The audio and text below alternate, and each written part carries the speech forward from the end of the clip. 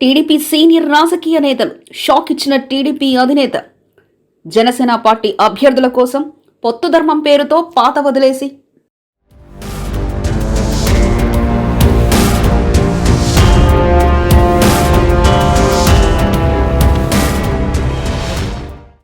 Telugu Desam party అధినేత చంద్రబాబు నాయుడు ఈసారి సీనియర్లకు కూడా కొంత పక్కన పెట్టినట్లే కనిపిస్తుంది.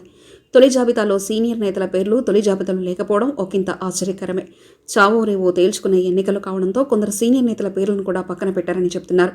కొన్ని ఈక్వేషన్స్ ఇంకా తేలకపోవడం వల్లనే సీనియర్ నేతలను తేల్చకుండా చంద్రబాబు తొలి జాబితాలో ప్రకటించలేదని పార్టీ వర్గాలు చెబుతున్నాయి.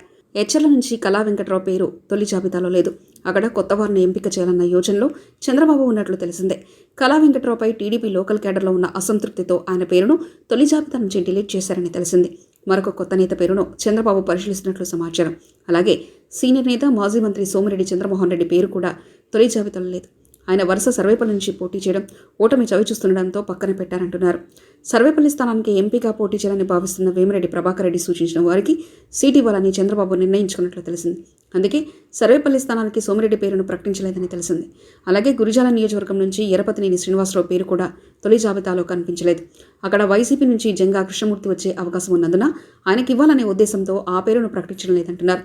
వీలైతే ఎరపతినేని శ్రీనివాసరావును నరసరావుపేట నుంచి పోటీ చేయించాలన్న ఆలోచనలో చంద్రబాబు ఉన్నారు. మరో సీనియర్ నేత దేవినేని ఉమా పేరు కూడా తొలి జాబితా లేదు. మైలవరం నియోజకవర్గం నుంచి దేవినేని ఉమను పెనుమానూరు షిఫ్ట్ చేయాలన్న యోచనలో ఉన్నారు. అందుకే మైలవరం నియోజకవర్గం నుంచి దేవినేని ఉమా పేరును ప్రకటించలేదని తెలిసింది. అలాగే మండలి బుద్ధప్రసాద్ పేరు కూడా తొలి జాబితాలో కనిపించలేదు. అక్కడ వంగవీటి రాధాను పోటీ చేయించాలన్న ఉద్దేశంతో చంద్రబాబు ఉన్నారని తెలిసింది. గంటా శ్రీనివాసరావు పేరు కూడా ఈ జాబితాలో లేదు. మరిన్ని కథనాల కోసం సబ్స్క్రైబ్ చేసుకోండి మీ అక్షర శిల్పం.